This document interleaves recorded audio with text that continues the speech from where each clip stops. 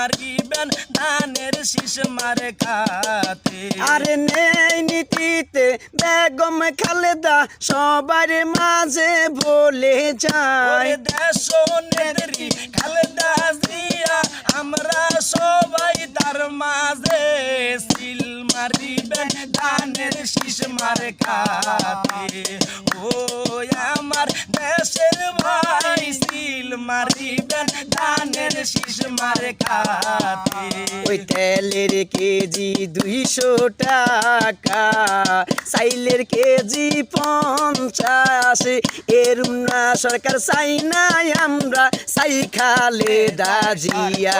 গরিব দুঃখী সবাই মরে এই সরকার